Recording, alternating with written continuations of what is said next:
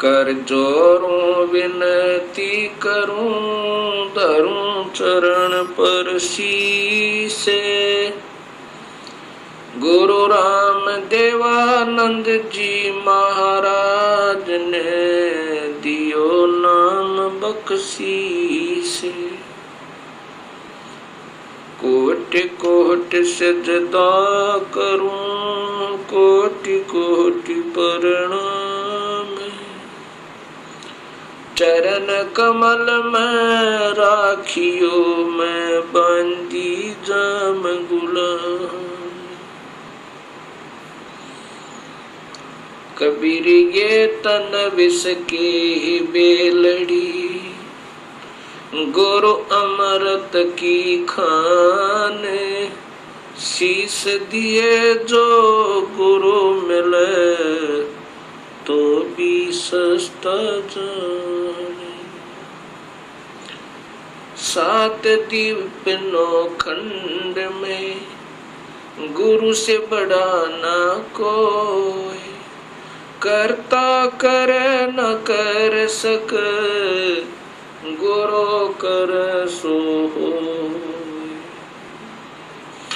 ग्रीब नमो नमो सतपुरुष को, नमस्कार गुरु कीन। सुर नर मुनि जन साधवा, संतों सर्वस दीन। सतगुरु साहिब संत सब, दंडवोतम प्रणामी। आगे पीछे मध्य हुए, तिनको जा कुर्बानी। निराकार निर्वेशम, काल जाल भंजनम। निर्लेपम निज निर्गुणम, अकल अनुप बेसुंधुनम। सोहम सुरत समापतम, सकल समाना नीरतले। उज्ज्वल हिरंबरे हरदमम, बेपरवाह था है वार पार नहीं मदतम। ग्रीब जो सुमर सिद्ध होई, गणनायक गलताना। करो अनुग्रह सोई, हे पारस पद परवाना। आद्य गणेश मनाऊं, गणनायक देवन देवा। चरण कमल लोलाऊं, आद्य अंत करूं सेवा। परम शक्ति संगीतम, रिद्धि सिद्धि दाता सोई। अवगत गुण अतीतम, सतपुरुष निर्मोही। जगदम्बा जगदीशम, मंगल रूप मुरारी। तन मन अर्पों शीसम, भक्ति मुक्ति भंडारी। सुर नर मुनि जन ध्यावे, ब्रह्मा विष्णु महेशा। शेष शेष मुख गावे, पूज्य आदि गणेशा। इंद्र कुबेर सरीखा, वरुण धर्म राय ध्यावे। समर्थ जीवन जी का, मन इच्छा फल पावे। 33 कोटि आधारा, ध्यावे शेष 88। उतरे भव जल पारा, कट है यम की फांसी। 33 कोटि आधारा, ध्यावे शेष 88। उतरे भव जल पारा, कट है यम की फांसी।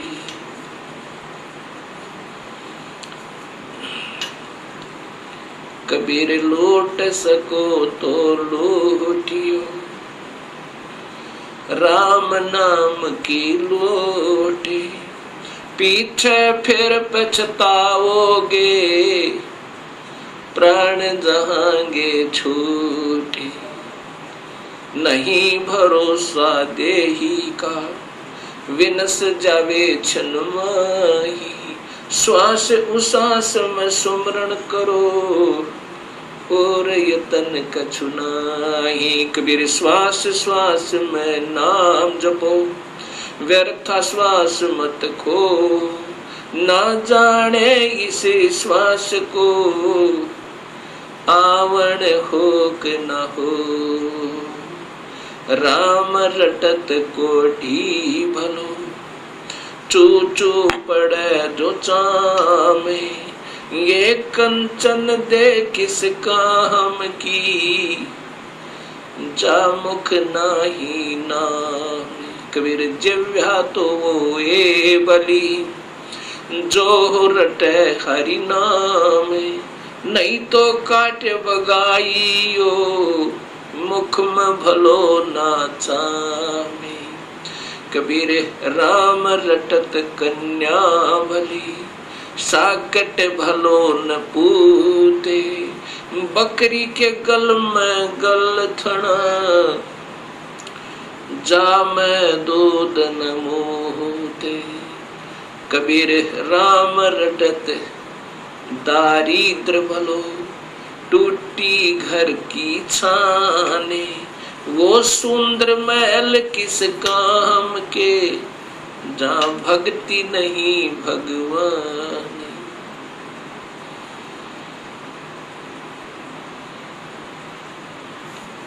परमपिता परमात्मा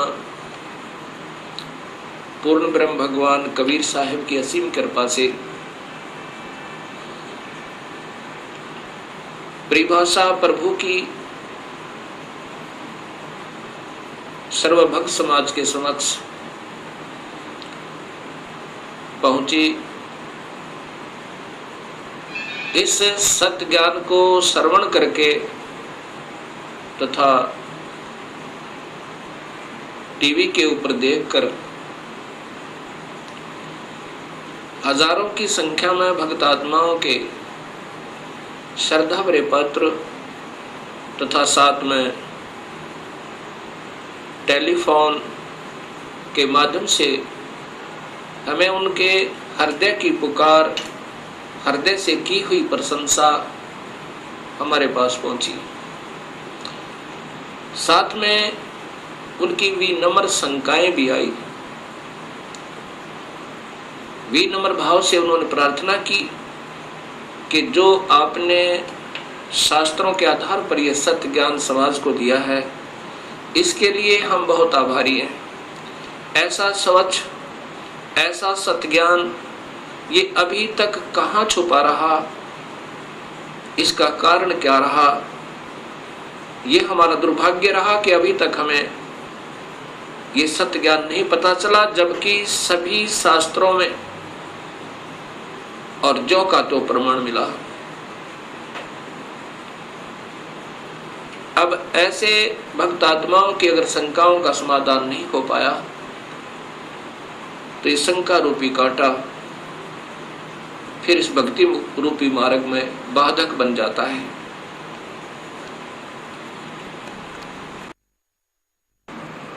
इसके लिए सर्वप्रथम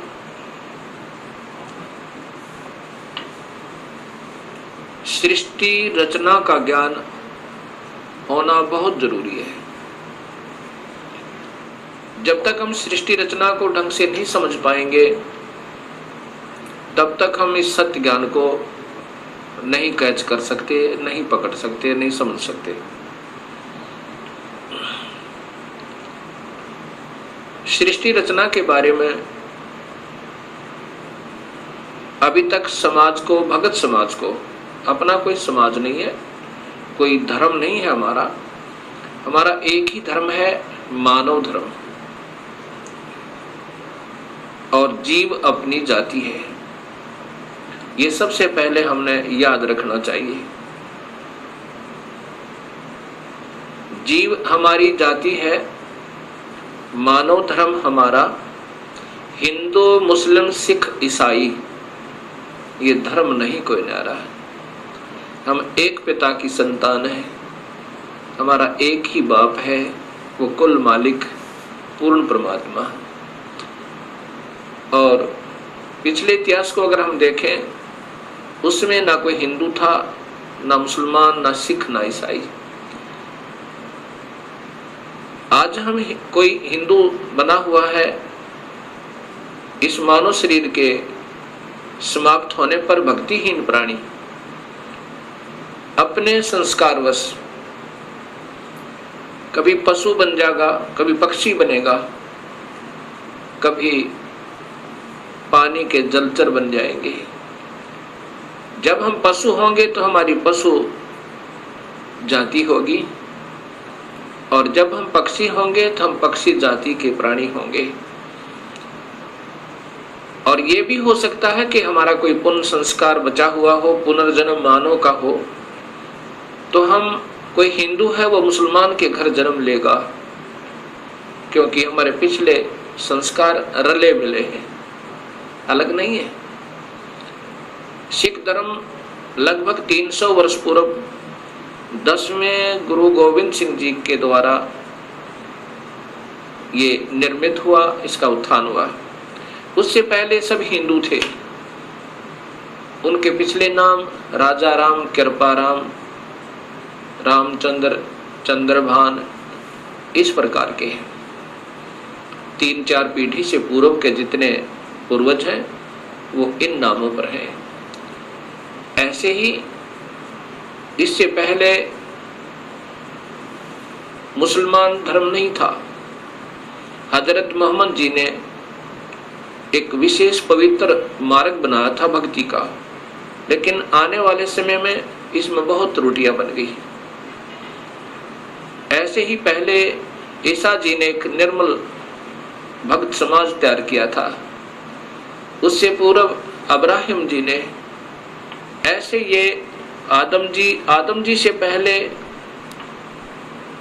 हिंदू धर्म था, और हिंदू से पहले केवल आर्य हुआ करते थे, कोई धर्म नहीं था। अब हमने ये विचार करना पड़ेगा कि हम दो नहीं हैं।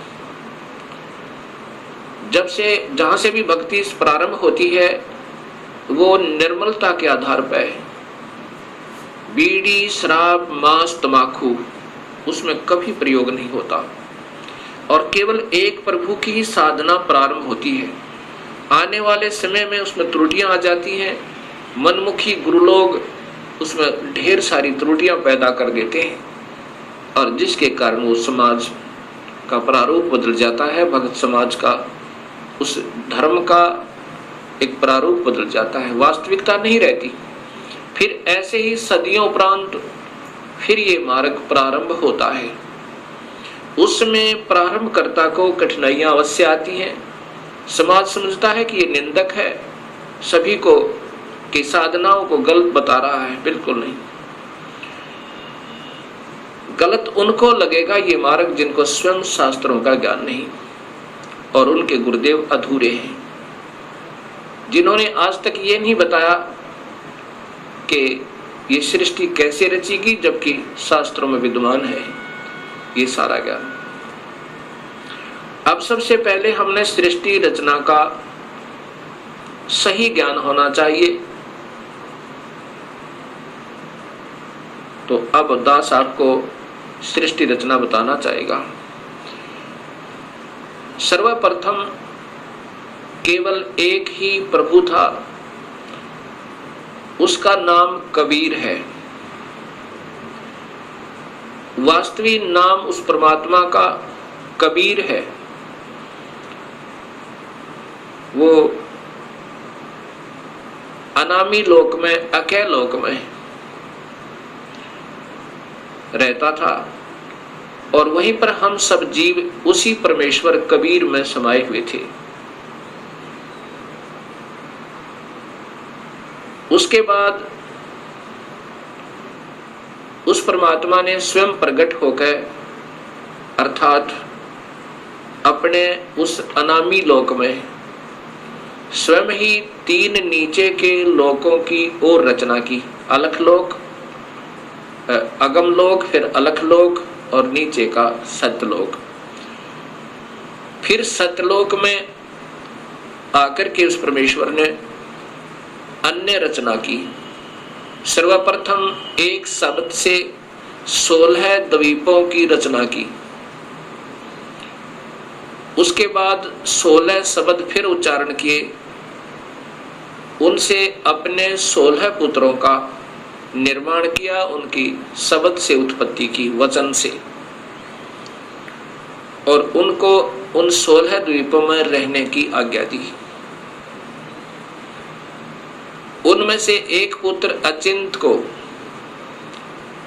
उस सतपुरुष ने, क्योंकि सतलोक में उपमात्मक नाम उसी कबीर परमेश्वर का सतपुरुष, नि अक्षर पुरुष, परम अक्षर पुरुष, शब्द स्वरूपी राम, अकाल मूर्त, पूर्ण ब्रह्म, ये उनके उपमात्मक नाम है और वास्तविक नाम उस परमेश्वर का कबीर है।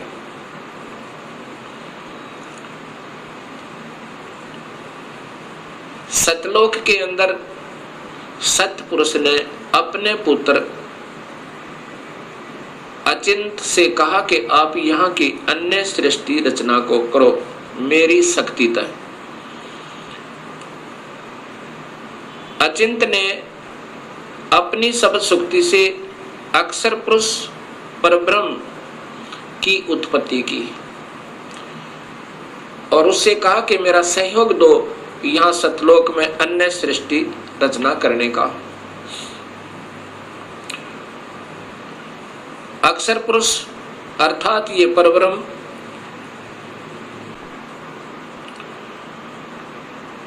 एक सतलोक में बने हुए मान सरोवर में, उसके अंदर अमृत जल है। सतलोक के अंदर जल अमृत है। उस अमृत सरोवर में प्रवेश कर गए और वहां आनंद से विश्राम करने लगे। अक्षर पुरुष को निद्रा आ गई। सतलोक के अंदर श्वासों से शरीर नहीं है। काफी समय तक सोते रहे। तब सतपुरुष ने अपनी शब्द शक्ति से एक अंडा, जल अमृत तत्व से एक अंडा बनाया और उसमें एक आत्मा प्रवेश की। उस आत्मा समेत उस अंडे को उस जल में डाला, अमृत सरोवर में, उस मान सरोवर में। वो अंडा गड़गड़ गड़गड़ करता हुआ नीचे जा रहा है तो अक्षर पुरुष अर्थात इस पार ब्रह्म की निद्रा भंग हुई। जब ही कोई अधूरी निद्रा से जागता है उसके अंदर कुछ कोप होता है। अब जो ही उसने अपनी कोप सहित दृष्टि से देखा कि मेरी निद्रा किसने भंग कर दी, तब उसका वो कोप उस अंडे पर पड़ा। अंडा दो भाग हो गया। उसमें से ये ब्रह्म निकला, क्षर पुरुष। ब्रह्म अर्थात क्षर पुरुष, इसी को ज्योत स्वरूपी निरंजन, वास्तव में इसका नाम कैल है, कैल। और यही आगे चल के काल कहा, ये आने वाले इसी विवरण में आपको ज्ञान होगा। आकाशवाणी सतपुरुष ने की कि तुम दोनों बाहर आओ। अक्षर पुरुष तुम निद्रा में थे और आपके बिना यहाँ सृष्टि नहीं रची जा रही थी। तुम दोनों बाहर आओ और तुम्हें जगाने के लिए सारी क्रिया की गई और तुम दोनों के दोनों अचिंत के लोक में रहो। ऐसे आदेश प्रभु का पाक है। वे दोनों के दोनों अचिंत के लोक में रहने लगे काफी समय तक। उसके बाद हम सभी की उत्पत्ति कबीर परमेश्वर ने, उसी सतपुरुष ने अपने शब्द शक्ति से हम सबकी उत्पत्ति वहां पर की। कुछ दिनों के बाद इस क्षर पुरुष के अर्थात ब्रह्म के मन में एक खरपतवार उपजा। इसके मन में ये आया कि मैं अपना अलग से राज्य बनाऊं। मेरे अन्य भाई सब एक एक द्वीप में रहते हैं और हम दो यानी अचिंत और ब्रह्म और साथ में ये अक्षर पुरुष पर ब्रह्म भी, हम एक ही द्वीप में रह रहे हैं। मैं अपना अलग राज्य चाहूंगा। इस उद्देश्य से ब्रह्म ने, क्षर पुरुष ने, ज्योत स्वरूपी निरंजन ने 70 युग तक अलग से एक पैर पर खड़ा होकर तपस्या की। जब ये तपस्या कर रहा था, हम ये सभी आत्माएं जो आज काल के लोक में दुख पा रहे हैं, चाहे आज कोई देव बना है, चाहे कोई महादेव बना है, चाहे आज कोई शूकर बना है, चाहे कोई गधा बना है, चाहे कोई राजा बना है, चाहे कोई रंक बना है, पशु या पक्षी बना हुआ है, ये सभी की सभी आत्माएं हम इस काल के ऊपर अर्थात इस ब्रह्म के ऊपर आसक्त हो गए। और यही बीमारी आज हमारे अंदर विद्यमान है, यही प्रक्रिया।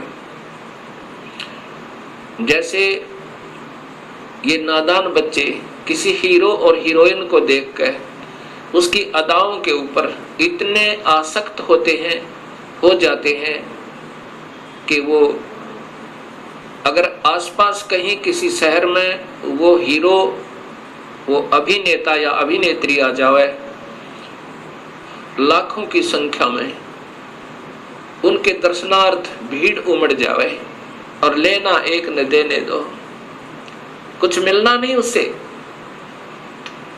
ऐसी हमारी वृत्ति वहां बिगड़ी थी सत्यलोक में। हम वहां रहा करते थे अपने पिता के पास, कोई दुख नहीं था, कोई मृत्यु नहीं थी, हमारे परिवार थे, हम प्यार से रहा करते थे।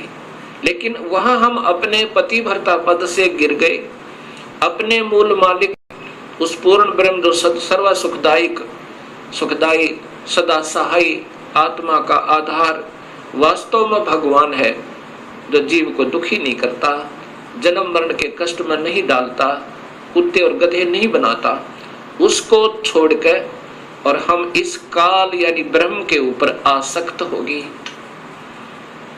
जब इसने सत्ययुग तप कर लिया, तब पूर्ण परमात्मा ने, पूर्ण ब्रह्म ने, सतपुरुष ने पूछा भी क्या चाहता है तू, कैल क्या चाहता है, ब्रह्म तू क्या चाहता है।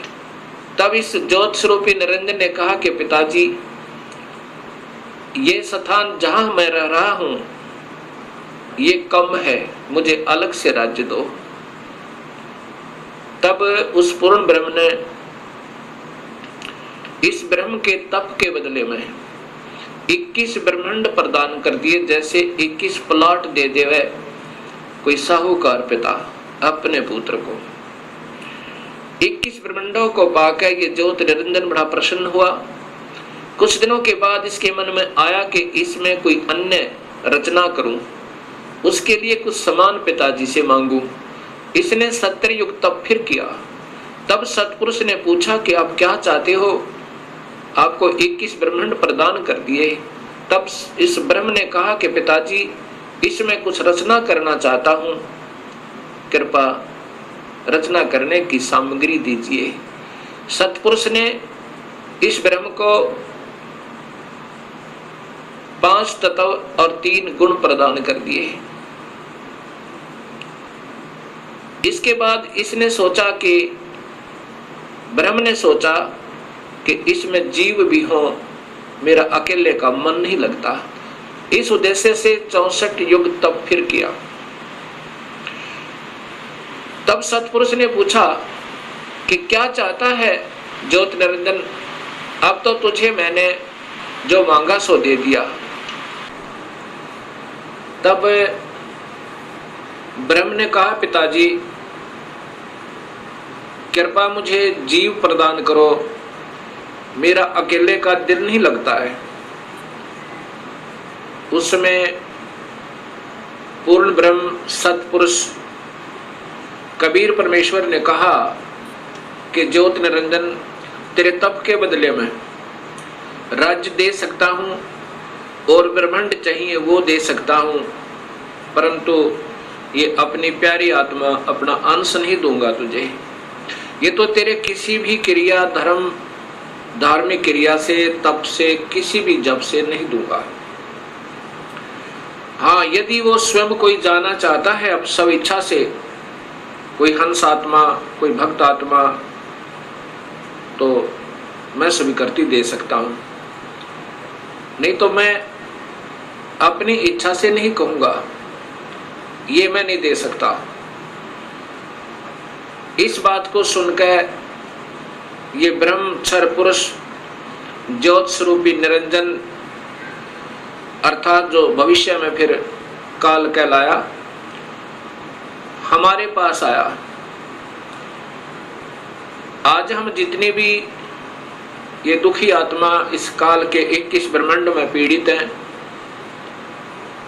हमारे पास ये ब्रह्म आया और हमसे कहा कि मैं वहाँ अलग से ब्रह्मांड लिए हैं मेरे पिताजी से अपने तप के बदले में। वहाँ ऐसे स्वर्ग बनाऊंगा, महास्वर्ग बनाऊंगा और ऐसे दूधों की नदी बहाऊंगा, झरने बनाऊंगा। क्या आप मेरे साथ चलना चाहते हो? तब हम सभी ने, जो यहाँ काल के 21 ब्रह्मांडों में पीड़ित है, कहा कि यदि पिताजी हमें आज्ञा दें तो हम चलने को तैयार हैं। इस बात को सुनकर ज्योत स्वरूपी निरंजन कबीर परमात्मा के पास आया और उससे कहा कि पिताजी, कुछ आत्माएं हमारे साथ चलने को तैयार हैं।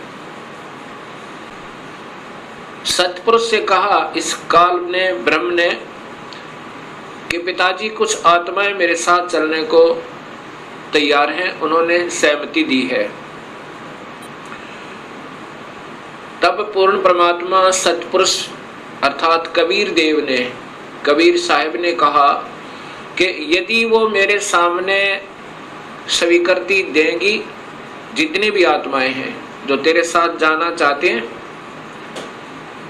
तो मैं उनको आज्ञा दे दूंगा। ऐसा कहकर के सतपुरुष हम सभी आत्माओं के पास आया जो आज काल के लोक में कैद में बंद हैं। सतपुरुष ने, उस अकाल मूर्त ने, शब्द स्वरूपी राम ने हमसे पूछा कि जो आत्मा इस ब्रह्म के साथ जाना चाहती हैं वो अपनी सहमति व्यक्त करें। उस समय हम सभी घबरा गए और नहीं हिम्मत पड़ी अपने पिता के सामने स्वीकृति देने की। उस समय एक आत्मा ने सर्वप्रथम हिम्मत किया, डेयर किया और कहा कि पिताजी, मैं इस ब्रह्म के साथ जाना चाहता हूं। उसकी देखा देखी फिर हम सभी ने स्वीकृति दे दी।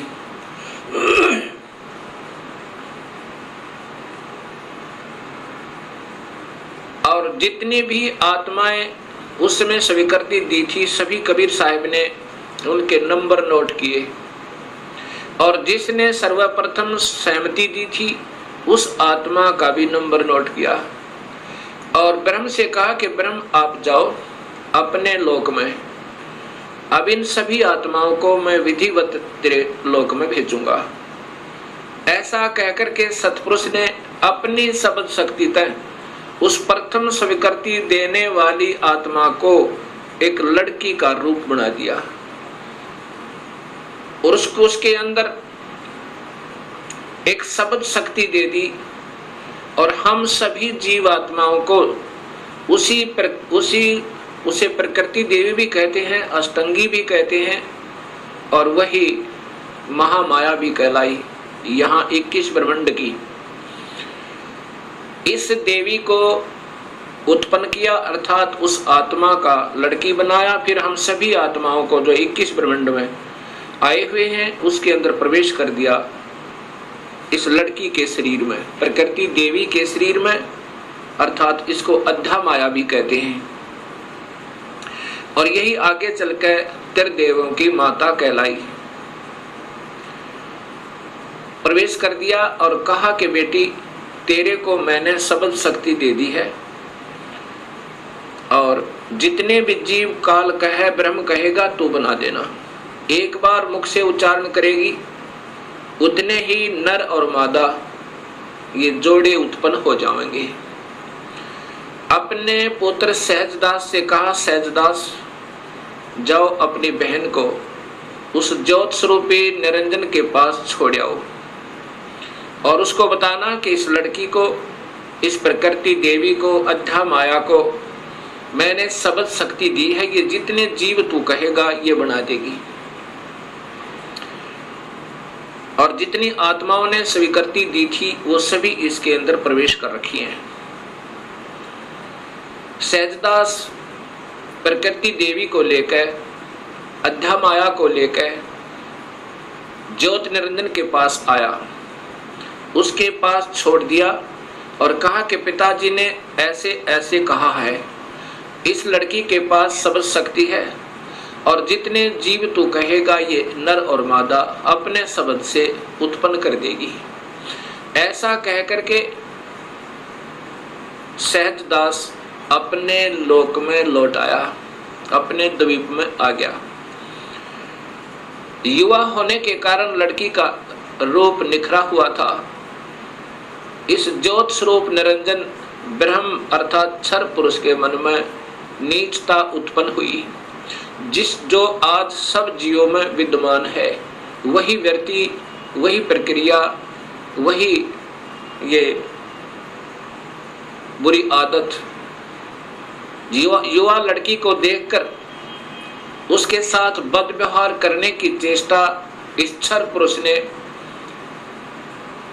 अर्थात ज्योत स्वरूपी निरंजन ने की। लड़की ने, प्रकृति देवी ने कहा कि ज्योत निरंजन तू होश में आ जा, तू और मैं एक ही पिता की संतान है। पहले तेरी उत्पत्ति हुई उन्हीं के शब्द अंडे में और उन्हीं ने मुझे उत्पन्न किया। तू और मैं बहन और भाई हैं। बहन भाई का ये कर्म पाप का भागी होता है। तू मान जा मेरी बात। ज्योत निरंजन ने एक भी बात उस लड़की की नहीं सुनी और मदहोश होकर, विषय वासना के वश होकर, काम वश होकर उस लड़की को पकड़ने की चेष्टा की, दुष्कर्म करने के लिए। लड़की ने अपनी इज्जत बचाने का और कहीं स्थान ना पाकर, जो ही उस काल ने, ज्योत स्वरूपी निरंजन ने, क्षर पुरुष ने ऐसे मुंह खोला हुआ था, आलिंगन करने के लिए ऐसे बाजू फैलाई थी, उसी समय लड़की ने छोटा रूप बनाया, सूक्ष्म, बहुत सूक्ष्म, और उसके पेट में चली गई अपनी इज्जत रक्षा के लिए।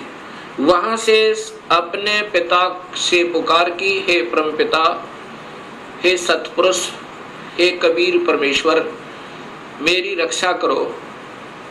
इस प्रकार मैं काल से अपनी इज्जत रक्षा के लिए, इस ब्रह्म से अपनी इज्जत रक्षा के लिए इसके पेट में प्रवेश हूं और मुझे आकर मेरी रक्षा करो, मुझे बचाओ इससे। उसी समय कबीर परमेश्वर ने अपना ही दूसरा रूप अपने पुत्र योग संतायन अर्थात योग जीत, उसे जोग जीत भी कहते हैं, योग जीत का रूप बनाकर काल के 21 ब्रह्मांडों में प्रकट हुए और कहा कि ज्योत स्वरूपी निरंजन तूने जुल्म कर दिया। आपने ये ऐसा जुल्म कर दिया, ऐसे कर्म करने वाले पाप आत्मा को इस सच्चे लोक में ये श्राप, ये कर्म, ये पाप लगता है कि 1 लाख जीवों का, मनुष्य शरीरधारी जीवों का रोज आहार करेगा और 1.25 लाख की उत्पत्ति करेगा। पिताजी ने आदेश दिया है मुझे कि आप यहाँ से निकल जाइए अपने 21 ब्रह्मांड को लेकर, और लड़की को उसके पेट से निकाल दिया, प्रकृति देवी को इस ब्रह्म के पेट से निकाल दिया और उनको 21 ब्रह्मांड समेत और दोनों को वहां से निष्कासित कर दिया और कहा कि प्रकृति तूने स्वयं अपने पैर पर कवाड़ा मारा है, अपने पिता से दूर होगी तू, अब इसकी सजा तू ही पावेगी और जाओ यहाँ से 21 ब्रह्मांड लेकर आप चले जाओ।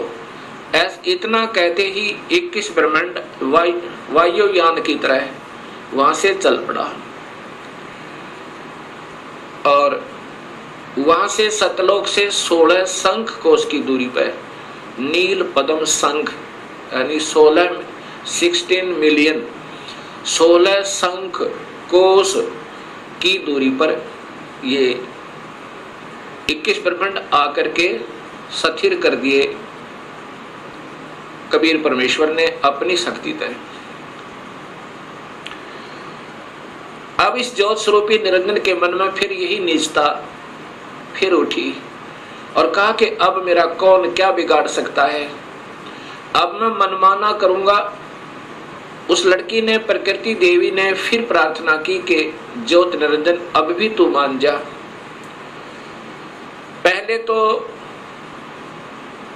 आप और मैं एक ही पिता की संतान हैं, और दूसरे मैं तेरे पेट से होकर आई हूं। ये कर्म, अब मैं तेरी बेटी बन गई। प्रथम तो बहन और भाई का ये पाप कर्म महापाप का कारण, और दूसरे मैं तेरी बेटी हुई आपके पेट तक होकर आई, और बाप बेटी का ये जुल्म अच्छा नहीं। मान जा मेरी बात, मेरे पास सब शक्ति है पिताजी की दी हुई, और जितने जीव तू कहेगा मैं बना दूंगी। लेकिन इस ज्योत स्वरूपी निरंजन ने एक भी बात नहीं सुनी उस प्रकृति देवी की, दुर्गा की। जबरदस्ती शादी की, और एक ब्रह्मांड में एक ऐसा स्थान बना रखा है इस काल भगवान ने, ब्रह्म भगवान ने। वहां पर ब्रह्मलोक कहते हैं उसको।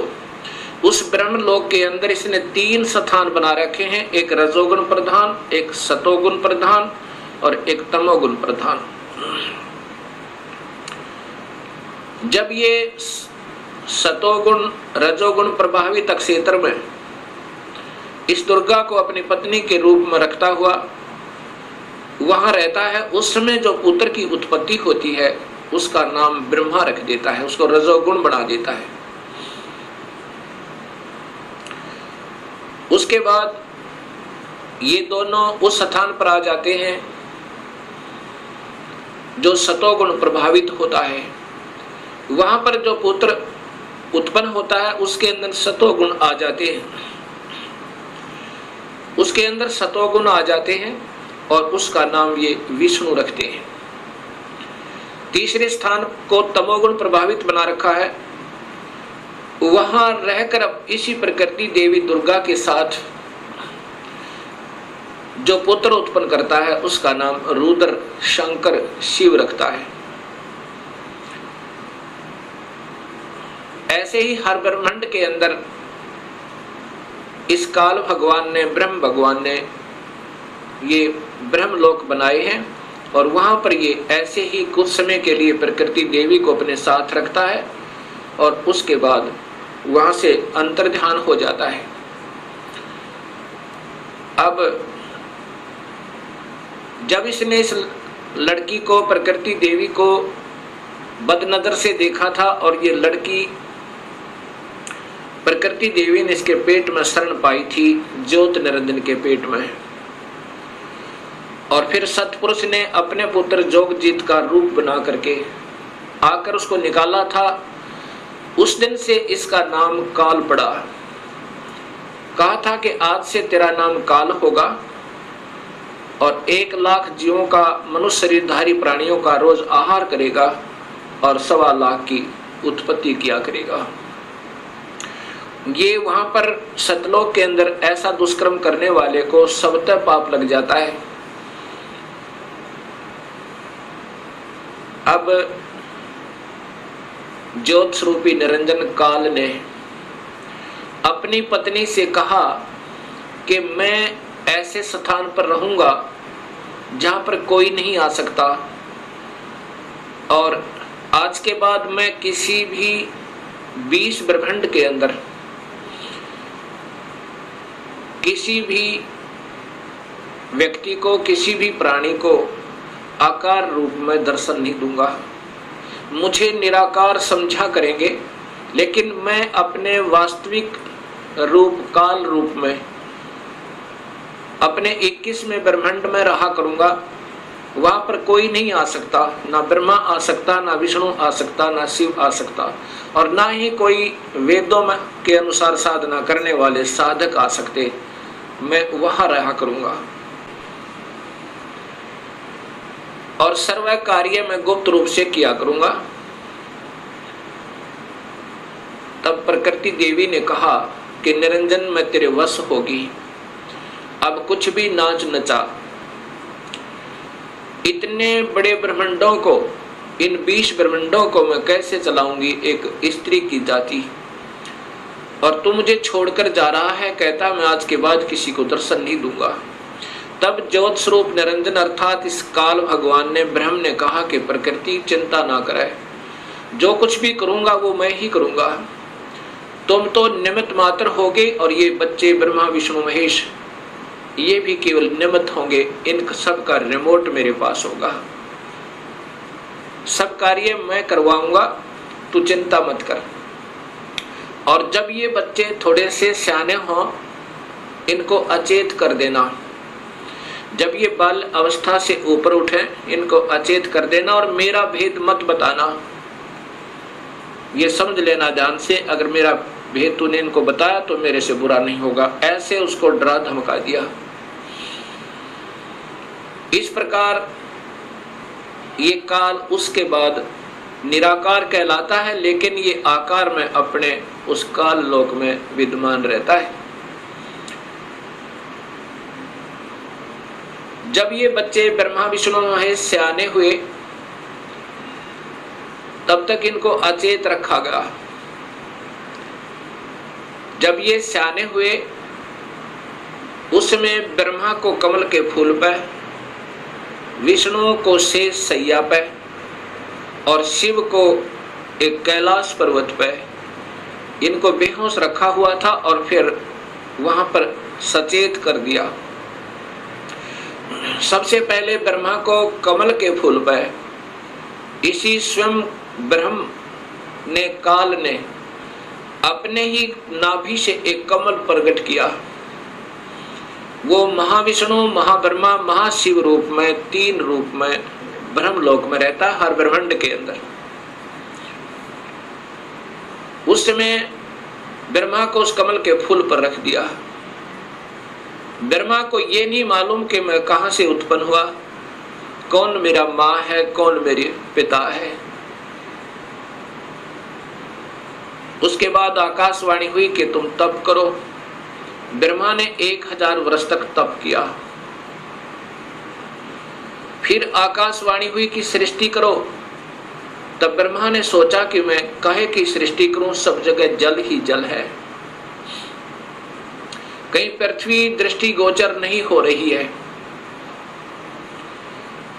इतने में मधु और कैटब नाम के 2 राक्षस काल ने प्रेरित करके और ब्रह्मा की ओर भेज दिए। ब्रह्मा डर के मारे उस कमल के फूल को के डंठल को पकड़कर नीचे उतर गया, बहुत स्पीड तय। नीचे जब आया तो उसी जल के ऊपर एक शेष सैया पर चतुर्भुज रूप में एक व्यक्ति सो रहा है। उसके हाथों में शंख, चक्र, गदा, पद्म है।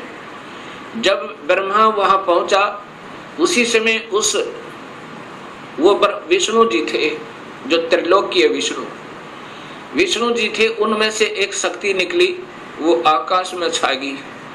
उस समय ये ब्रह्मा विष्णु जी होश में आए। इतने में मधु और कैटब भी पहुंच गए। मधु और कैटब के साथ भगवान विष्णु ने 5000 वर्ष तक युद्ध किया, वो नहीं मरे। फिर उस शक्ति ने जो आकाश में छाई थी एक लड़की का रूप बनाया, देवी का, और मधु कैटब को मोहित किया, अपनी ओर आकर्षित किया अपनी कलाओं से, अदाओं से। जब मधु और कैटब उस लड़की की तरफ देखने लगे तो विष्णु जी ने पीछे से उनकी गर्दन पकड़कर दोनों को मार डाला। अर्थात 5000 वर्ष तक भगवान विष्णु से 2 राक्षस नहीं मरे। वो भी तब मरे जब उस माता ने सहयोग दिया, उनको अट्रैक्ट कर लिया, आसक्त कर लिया। इससे 2 बातें सिद्ध होती हैं कि ये समर्थ नहीं है। जब 5000 वर्ष तक 2 राक्षस नहीं मर पाए भगवान विष्णु से, तब ब्रह्मा जी और विष्णु 2 थे। इतने में रुद्र अर्थात ये शिव भी वहीं प्रकट हो गया। ब्रह्मा जी देवी भागवत महापुराण में बताता है कि मैं फिर हम 3 हो गए। ब्रह्मा, विष्णु और शिव। तब देवी ने कहा कि तुम तीनों देवता अपने अपने कार्य को ध्यान से सुनो और उस पर संलग्न हो जाओ। ब्रह्मा जीवों की उत्पत्ति करवावे, उनको रजोगुण प्रभावित करके, ये केवल इतने ही ब्रह्मा हैं। और विष्णु फिर इनके आपस में सतिथि बनाए रखे, मोह ममता में फंसाए रखे, ये विष्णु जी की ड्यूटी है।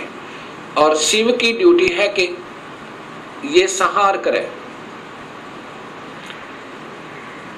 तब इन तीनों ने कहा कि हे माई, हे देवी, कहीं पर पृथ्वी नजर नहीं आ रही है और पृथ्वी के बिना प्राणियों की सृष्टि, स्थिति और संहार असंभव है।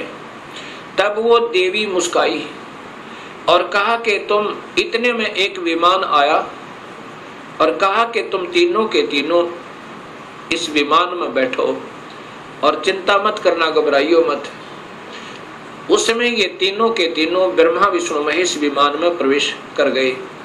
विमान मन की गति से चला, बहुत तीव्र गति था। कहां पहुंचा? ब्रह्मलोक में पहुंचा, जहां पर ये काल भगवान 3 रूपों में रहता है, जहां इनकी उत्पत्ति की जाती है, ब्रह्मा, विष्णु, महेश की। और वहां पर कोई नहीं जा सकता, ना वेद विधि से, किसी साधना तक, ना तप से, ना यज्ञ से, ना हवन से, किसी प्रकार से नहीं जा सकता, ना किसी जप से। वहां पर तो ये अपनी कृपा से ही ले जा सकता है, ये काल भगवान सोचल सिद्ध करके। वहां जाकर के इन्होंने क्या देखा?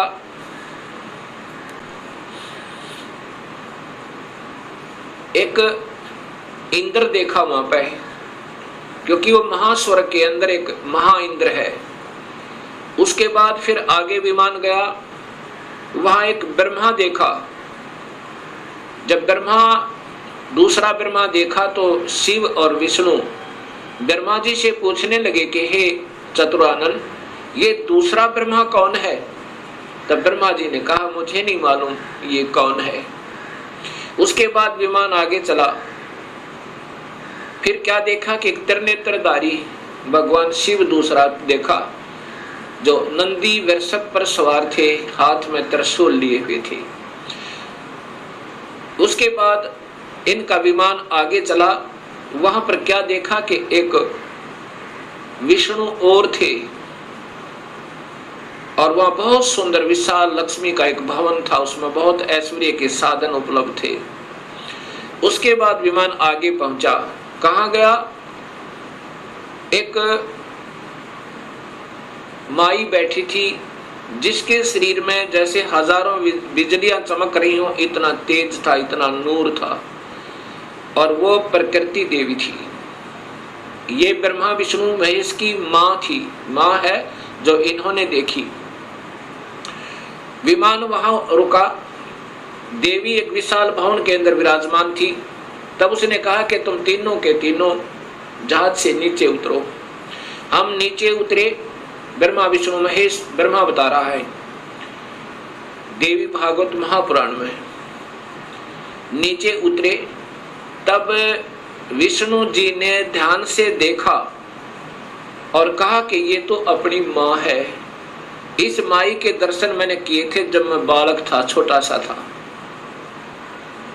जब मैं बालक था, छोटा सा था, तब मैंने इस माई के दर्शन किए थे। इससे सब सिद्ध है कि इनका जन्म है और ये तीनों की मां है। तब ब्रह्मा, विष्णु और शिव ने तीनों ने स्वीकार कर लिया कि ये ही अपनी जननी है। तब शिव जी कहते हैं, हे माता, जब आप ब्रह्मा को उत्पन्न करने वाली आप हैं, विष्णु भी जब आपके बालक हैं, तो ये तीसरा भी आप ही का बच्चा है। आप ही हमें गुप्त भेद नहीं बता रहे थे, अब हमने आप ही की कृपा से ज्ञान हुआ। अब इसका प्रमाण आपको सबसे पहले देवी भागवत महापुराण में देता हूं। पहले आपको देवी भागवत महापुराण से प्रथम शिव पुराण को दिखाता हूं, उसके बाद फिर आपको देवी भागवत महापुराण दिखाऊंगा। और ये शास्त्र पहले से उपलब्ध थे, कोई आज नहीं बनाए इस दास ने। क्योंकि जितने हमारे अभी तक शास्त्र विद रहे वो अल्पज थे, अधूरे ज्ञान युक्त थे, वो उनको इस सत्य मार्ग का पता नहीं था। इसलिए हमारे सभी पूर्वजों को भूत बना दिया गीता विरुद्ध साधना करवा के, और पितर बनवा दिया गीता विरुद्ध साधना करवा के।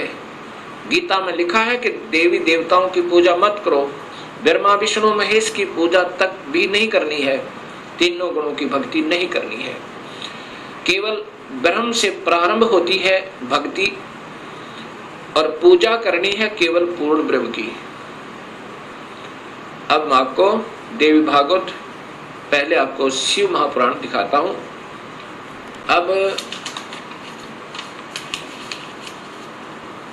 अब देखिएगा भक्तात्माओं, ये देवी भागवत महापुराण, शिव महापुराण, ये शिव महापुराण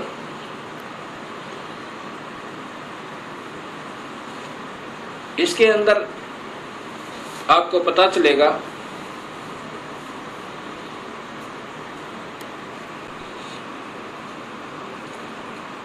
श्री शिव महापुराण भाषा सटीक सहितम, ये संस्कृत युक्त है, इसमें संस्कृत भी साथ है।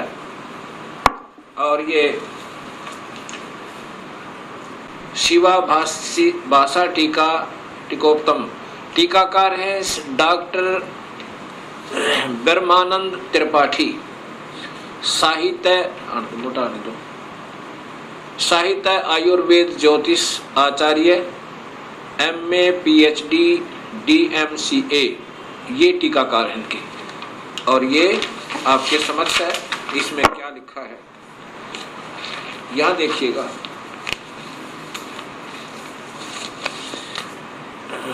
यहां से पढ़िएगा, ये संस्कृत है और ये हिंदी आपको दिखाना चाहूंगा। पर प्रलय काल में, इधर से लो, पीछे लो,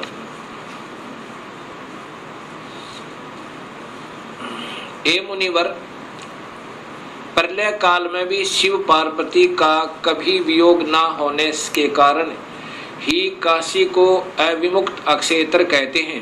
प्राचीन काल में शिवजी ने इस अक्षेत्र का नाम पहले नंदनवन और बाद में अविमुक्त रखा था। हे देवर्षि नारद, आनंद वन में रमण करते हुए शिव पार्वती के मन में इच्छा हुई कि किसी दूसरे पुरुष का निर्माण किया जाए, जिसके ऊपर अपने इस महासागर को डालकर हम दोनों स्वच्छंद होकर वैराग्य धारण कर केवल काशीपुरी में निवास कर सकें। वही सदा सब कुछ करे, वही रक्षा करे, वही अंत में वही रक्षा करे और अंत में मेरे अनुग्रह से वही सृष्टि का संवरण भी करे। चिंता रूपी लहरों से चलायमान चिंता रूपी समुद्र को बटोर कर रजोगुण रूपी विदुम से विस्तृत करे। अब यहाँ देखिएगा, ये ना अपने हिसाब से लगा रखेंगे। ऐसे विचार कर उस सर्वव्यापक भगवान ने उस पराशक्ति के 10वें अंग, ये 10वां अंग देखिएगा, ये ध्यान रखना, 10वें अंग अर्थात योनि में सुधार रूपी आवास का प्रयोग किया। ये दिखाना चाहते हैं आपको कि ये कहना क्या चाहते हैं हम। तब उससे तीनों लोकों में सुंदर एक पुरुष प्रकट हुआ, जो शांत एवं सतोगुण से युक्त था, गंभीरता में समुद्र के सम्मान तथा अक्षमावान था। हे मुनि, वह पुरुष इंद्र लक्ष्मणी के सदृश कांति वाला, अर्थात ये था कौन, ये देखिएगा नीचे। शिवजी ने कहा, उस जो पुत्र उत्पन्न हुआ उसको कहा, सर्वव्यापक होने से तुम्हारा विष्णु यह प्रसिद्ध नाम होगा। ये देखिए जानता है। फिर देखिए, सर्वव्यापक होने से, सर्वव्यापक होने से शिव ने कहा, शिव जी ने कहा सर्वव्यापक होने से के कारण तुम्हारा विष्णु यह प्रसिद्ध नाम होगा।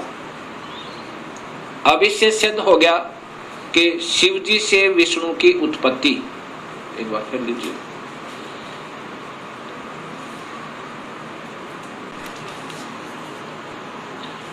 अभी आपने ये शिव महापुराण में छठे अध्याय को देखा। छठे अध्याय में कि भगवान शिव से और पार्वती के संयोगता है। पार्वती कौन? ये महाशक्ति यानी शेरा वाली प्रकृति के द्वारा विष्णु की उत्पत्ति हुई। अब सातवां अध्याय, ये संस्कृत भी साथ है। अब यहाँ आगे देखिएगा, ये हिंदी देखिएगा। ब्रह्मा जी ने कहा कि विष्णु भगवान के शयन करने के बाद उनकी नाभि से एकाएक बहुत बड़ा कमल पुरुष उत्पन्न हुआ, कमल पुष्प। अब ये ब्रह्मा बता रहा है लेकिन तुक्के लगा रहा, क्योंकि स्वयं बेहोश था पहले, इसको आप ही नहीं मालूम वो कौन से विष्णु की नाभि से मिला। ये देखिएगा, उत्पन्न हुआ जिसकी नाल टनकार फल फूल के फूल। अब ज्यादा ना देख रही, देखिएगा, उस सांब शिव परमेश्वर भगवान शिव ने पहले की भांति जैसे विष्णु की उत्पत्ति की थी, दुर्गा और काल के संयोग तय पहले की भांति अपने दाहिने अंग से मुझे उत्पन्न किया। ब्रह्मा कह रहा कि मेरी उत्पत्ति भी उस काल ब्रह्म से, यानी शिव कह रहे हैं, ये शिव हो, महा ब्रह्मा महाविष्णु महाशिव रूप में ये काल ही रहता है, मुझे उत्पन्न किया। ये ब्रह्मा जी ने बताया। कई भक्तात्मा कहते हैं कि जो गीता प्रेस गोरखपुर से प्रकाशित पुस्तकें हैं वही विशेषकर आम भक्त समाज उनको सत्य मानता, एथेंटिक मानता है। अब आपके सामने यही गीता प्रेस गोरखपुर से प्रकाशित ये पुस्तक दिखाते हैं, शिव महापुराण।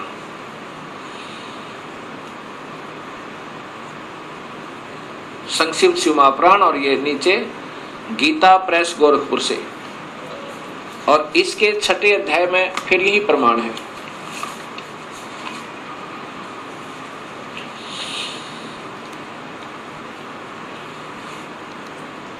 अब इसी शिव महापुराण का ये छठा अध्याय है।